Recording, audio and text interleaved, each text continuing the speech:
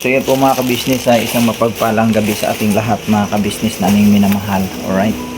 So yun po mga kabisnes ay andito na tayo sa bago nating titirhan mga kabisnes.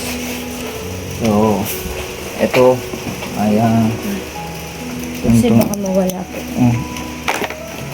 Dito na tayo, no? Ito nakapagawa na agad ako ng sampayan mga kabisnes. Yan. So dito sila tulog, yan, bagsak na, din bagsak na rin si Yasio, ito, Simpa, yan si Kia, Hello po mga kabisnes. tulungan ako na mag-asikaso ng Ayan. liligpit. Yan po sila Yasio, karating lang, galing naghapot. Ano na lang naiwan doon na? Wala na, as in wala na, mga sapatos, andito na lahat. Yung mga doon sa lababo, wala na tayong naiwan doon. Okay. So yung mayroon daw doong naiwan yata yung tokador. Hindi ko alam kung hiningi ba yun? Hindi ko alam kung hiningi ba yun mga ka-business ni Dodong. So yun lang po mga ka-business na muna. Napagod kami. Ano bang gagawin na? Tanggalin ba nito? Para yung box. Oh, bahala ka na. Ay, wag na muna kasi nandyan yung pinaka niya, kapag hindi ginagamit isara para hindi siya maalikabukan. Tapos yung mic ano lang. Ayan. Tulad yan. So busy pa kami dito. Kumbaga hindi pa kami talaga nakakapag-ayos ng maayos kasi kailangan pa nating pag-aralan ang posisyon ng mga gamit kung saan ilalagay kasi unang-una wala itong divider, wala itong wala na kasi ang mga divider, no? Wala na, naibenta ko na kasi lahat yun kasi nga noong kasagsagan na tayo ay nandoon sa tag na ito sa Falcon ay masikip din kasi doon talaga, no? Masikip din at wala akong mapaglagyan sa mga gamit na katulad noong mga divider na yon. Multi mo nga yung aking double deck, dispatch ako yun mga kabisnes, saka yung isa pang maliit kasi di kami makakagalaw sa dami ng mga gamit na yun, puro mga siyempre pag ilapag mo yun, oversize masyado, so nakakain talaga siya ng malaking space, yung medyo masikip ang Falcon sa taas. Bagaman 2 kwarto naman yun, pero pag ilapag mo pa yung mga frame na yun ay wala talaga, takaw espasyo sa madaling sabi. Kaya yun, binenta ni Mingga yun, pati yung mga divider namin binenta, walang papaglagyan eh. So ngayon, wala kaming divider. So ang mangyayari nito bukas, dahil pansamantala na ibinalot lang namin sa mga plastic mga ka-business. So ayan puro mga plastic to eh, mga ganito, ganyan ito pagkakagawa ni Minggay, puro mga plastic yan, tulad yan yan, ginanyan lang ng pagkakagawa kasi nga mas mainam pala yun ang ginanyan ni Minggay kasi madali na nga naman siyang buhatin kaysa nang ilagay mo siya sa mga kaibigan ni Makmak na nandiyan dyan sa labas, yan sila tambay sa labas,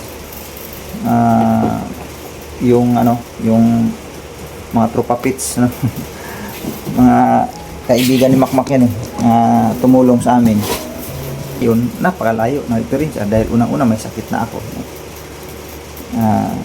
Hindi na talaga, pero ang ibig kong sabihin, araw-araw ng aming pamumuhay ay malalaman nyo po yun mga ka-business. Mga ka-business naming minamahal. So maraming nagugulat, no, doon sa mga nababasa ko sa comment, no. Uy, sabi ba, bakit lumipat, no? Bakit lumipat na si Buknoy? Umalis ka na ba sa ka-business, Buknoy? Hindi pa ako umalis, mga ka-business. Mananatiling nasa sirkulasyon tayo ng ka-business family, mga ka-business, no? Mananatili tayo kasi sabi ko nga, tatak ka-business ito, no? Mga ka-business, bagaman wala ako sa kanila, pero sa ka-business pa rin tayo, mga ka-business na minamahal. Kasi dito tayo nagsimula mga ka-business, dito tayo nagsimula, so dapat marapat lang na bigyan pa rin natin ang pagpapahalaga yung kabuuan ng ka-business, no? ka-business family. So, ka-business pa rin tayo, mga ka-business na minamahal. Saan man tayo naroroon, no? Sabi ko nga, kung ako kasi may balak kasi akong magbakasyon sa probinsya, sa Mindanao, mga ka-business. So, dala-dala natin ang tatak na ka-business. Ano po? Sa hilaga ng Mindanao, ano po mga ka-business, Butuan City, ay doon pipisanin natin ang ka-business. So, ipalaganap pa natin ito sa maraming mga lugar. Ano po mga ka-business? Yun naman ay yun yung balak ni Kuya noon, no? Yun ang balak ni Kuya noon na kung saan mang lugar kami, doon i-spread namin yung ka-business, palalawakin namin ang ka-business kung saan mang lugar kami. So ito, kung luluobin ng Panginoon Diyos na ako'y makauwi, talagang maaari masisimulan natin to doon, mga ka-business. Ipapalaganap natin ang ka-business family, no? Yung kabuuan ng ka-business ay ano natin, kumbaga doon palalaganapin natin, ano po, ang ka-business. So ako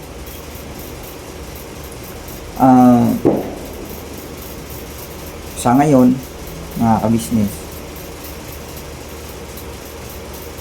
dito lang siguro talaga muna ako sa bahay, no? Kasi kaso kay Tinay, ayan, Tinay. Kasi ang anak ko, si Tinay, papa. Yun nga, yung tawag sa akin yan, daddy. Hindi naman ako mayaman, pambihirang taglayan. Daddy ang tawag yan sa akin. Daddy. Lalo pag umiiyak yan, mga ka-business. Daddy.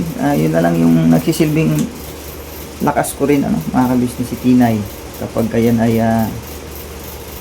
tumatawag sa akin, daddy, na parang yung aking mga iniisip na mabibigat na mga iniisip, samantala kong nakakalimutan kapag yung anak ko si Tinay ay tinatawag ako. Tapos pagka nakarinig ng motor, andar ng motor, gusto niya sama. Daddy, sama. Daddy, brum. Bye-bye. Kaya ito ngayon, makapag-focus ako sa kanila. Sa araw-araw, nandito ako, nakikita nila ako. Yun nga ang binanggit ko, mga ka-business, na susulitin namin ang isa't isa sa amin dito, na nandito lang ako sa kanila. At araw-araw nila din akong kapiling dito sa bahay. Kasi wala naman akong trabaho sa pabrika, mga ka-business. Hindi naman ako na mabrika tulad nung dati na madalang ako umuwi ng bahay, laging nasa kumpanya. Sa isang linggo, swerte na makauwi isang beses. Aray! Minsan wala pa nga eh. Kasi talagang dikdikan ako sa trabaho dati, mga ka-business, kasi palibasa nga may mga nag-aaral. Walang atrasan, hindi kasi ako sa trabaho, mga ka-business eh. Bumababad talaga ako sa trabaho kahit pag ano kahirap yan, kahit puyatan pa yan. Lumalaban talaga ako. Kaya yun nga lang, mga ka-business. Yun na nga, ito na nga, inaani natin. Yung sobrang pagmamahal sa trabaho noon, halos hindi na umuwi. Hindi rin pala maganda, no, mga ka-business. Kailangan din talaga ng makapagpahinga din yung katawan natin. Ako noon, pag sinabing overtime talaga eh. Pag sinabing walang uwian, sige, walang uwian. So hindi maganda, mga ka-business. Yun advice ko lang din sa mga yung nagiging sabik sa pag-overtime. Hindi naman masama mag-overtime kasi naroon ang katotohanan, kikita ka talaga ng malaki. Pero hindi rin maganda sa kalusugan, mga ka-business. Kailangan talaga din ng rest kasi sabi nga nila, katawan lang ang puhunan, no? Kailangan may rest din talaga, makapagpahinga yung ating katawan, katulog na maayos. Kaya lang kasi ako noon talagang bugbugan talaga. Tapos kung ano lang yung makikita kong pagkain dyan, kahit hindi masarap, sa panlasa ko masarap na eh, kasi gutom. Kasi nga puyat lagi, pagod, malalayo ang biyahe. So ngayon kasi hindi ko na magagawa yon, mga ka-business. So dito na lang ako sa bahay. Kaya nagpapasalamat nga rin talaga ako na mayroon akong ganitong uri ng hanap buhay. ang pag-YouTube mga ka-business. At nagpasalamat din po ako sa inyo dahil sa kabila ng ganitong kondisyon ko ay naunawaan ninyo ako mga ka-business. Patuloy niyong sinusuportahan. Sana po patuloy niyo pa pong tangkilikin ang aking mga videos araw-araw. Ano man yung may upload ko sa bawat araw mga ka-business. Sana maintindihan niyo po at sana masuportahan niyo po ako mga ka-business. Para na rin sa aking pamilya. Ano po, mga ka-business. Kasi wala naman akong ibang pagkakakitaan kundi ito lang. So ngayon mga ka-business na nakikita ko dito sa lugar na ito mga ka-business. Bate lang sa aking pag-oobserba, naobserbahan ko dito mga ka-business na minamahal ay walang nagtitinda ng mga gulay dito. Gulay yung tulad ng dati mga ka-business na ginagawa ko. Parang sa tingin ko kung magtitinda ako dito mga ka-business, mukhang ako lang kung sakasakali man kung magkaroon ako ng sapat na puhunan mga ka-business. Walang masama kung mag-try. Bagaman mga ka-business, ilang beses ko na rin itong ginawa, pero ika nga hindi tayo humantok, no? Hindi tayo nakahantok, na ibig sabihin hindi na tinatumbok talaga. Sana no sa lugar na ito mga ka-business, kasi nung paghanap-hanap pa lang namin ng bahay ito, naikot ko ito area na ito. Wala akong ni isang tindahan dito nga may nagtitinda. Napakalawak nito mga ka-business. Hanggang paikot ka mo sa may likuran. Tapos mga 2 palapag, 3 palapag ang mga bahay dito. Yung, no, mga ka-business. So, ibig sabihin, maraming tao dito. Kung ito lang lahat na to, kung sa akin bibili dito, kung sakasakali man, magkaroon tayo ng, sana luluubin ng Panginoong Diyos, no? Kung sakasakali man, maganda kung sa akin dito bibili. Kasi yung ibaba na yan dyan mga ka-business, yung ito sa ibaba, pwede talaga lagyan tindahan. Bagaman hindi mo siya siguro malalatagan talaga ng sabi natin, tulad nung dati na ginawa ko na kompleto, no? Kumbaga, dati kasi yung halagang 20,000 na ipamamalingki ko, dami na nun mga ka-business, yung 20,000. Sobrang dami na nun mga ka-business. Kasi ang mga gulay-gulay naman, mga dahon-dahon, hindi naman ganun kamahal yun pagka nakabili ka na isang bulto nun, marami na yun iba-ibang klase. Prutas. So dito sa tingin ko, hindi ka makabuilo dito. Siguro sa tingin ko rin, pakunti-kunti lang, no? Mga ka-business. Kumbaga, pag-aaralan natin, no? Pag-aaralan natin ang sitwasyon dito, kung mabenta ba o hindi, no? Mga ka-business. Pero sa tingin ko, kapag nilagyan ko dyan, imposible talaga. Kasi walang titinda dito. Kasi sa pagkakaintindi ko lang lahat ng mga bibili dito, pupunta pa to sa labasan. No? Labasan, either dito sa may kabila. Layo nun mga ka-business. Yung natitinda ng mga gulay-gulay, doon sa layo pa nun, doon pa sa pinakalabasan. Pag dito naman sa kabila, doon pa yun. Ang layo pa nun mga ka-business.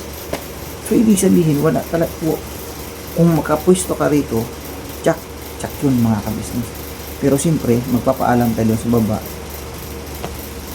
Tingin ko naman po pwede kasi nasa mismo ko naman kasi nandito ako sa second floor, di ba mga ka-business, second floor ako. So, doon, sa tapat, sa baba, so kung lalagay. So, kailangan pa natin magpaalam. Sana, pero saka na tayo magpaalam dyan kung makapuhunan tayo, kasi mahirap naman ang magpaalam ka agad doon tapos wala ka naman papalang mailalagay, no? Nakakahiya naman yun. So saka na mga business, pagka may awan Diyos, magkaroon tayo ng kahit maliit na puhunan lang muna, no? May balak ako dito sa baba mga business na makapagtinda. Wala talaga, nainikot ko yan lahat ikot lang. Walang nagtitinda dito ng mga gulay. Siyempre, pangunahin dyan gulay, yung manok, isda, baboy, i-release nyo dyan. Posible talaga. Kahit pakunti-kunti lang. Siyempre, andito lang naman kami ni Mingkay. Hindi naman, wala naman akong trabaho sa kumpanya So, dito lang kami. Magtinda-tinda kami dyan. At the same time, pwede rin namin ilako, mga ka-business. Kasi pwede mo ilako ito dun. Maluwag naman yung kalsada dyan. Mga kalsada dito, kahit dito sa ano namin dyan, maluwag eh. Kaya naman ang tricycle eh. Andyan naman yung kulong-kulong eh. Eh di, kung ano yung ginawa dati, di, wala namang masama kung simulan ulit. Ano po, mga business. So sana, no, magkaroon ng katuparan itong aking muling pangarap, ano po, mga ka-business. Ang tabay lang, kumbaga, hintay-hintay lang. May awan Diyos na gumaganda-ganda ang revenue natin sa YouTube, mga ka-business. Eh, why not? No? Hindi natin subukan ulit. So, hanggang dito na lang muna, mga ka-business namin minamahal. So, unang gabi namin dito ngayon. Na medyo normal naman sa tao yan eh. Na pagka unang gabi talaga medyo maninibago ka ba? Siyempre, bagong mukha ng bahay. No? Pero, sanay naman ako sa ganito, mga business na pangumupahan. Nung araw pa eh. Nung ako'y bago pa dito sa Metro Manila noon eh. Nangungupahan naman talaga ako eh. Pero bago man ako dumating sa pangungupahan, nakatira muna ako sa mga tiyuhin ko. Eh ano kasi ako lasinggiro ko nung araw, mga business, nung ako binata pa. Kaya pag uncle ko galit sa akin yan pagka ako lasing na naman. Kaya na kasi ako noon. Yan ang buhay ko noon nung binata ako. Pero nung ako'y may kinakasama na, yung asmingay, nagsama na kami, ay nagbukod talaga ako. Kasi hindi man po pwede yung makikipisan ako sa kanila eh. Di ba? Unang-una nahiya din ako sa kanila. Di nangupahan ako.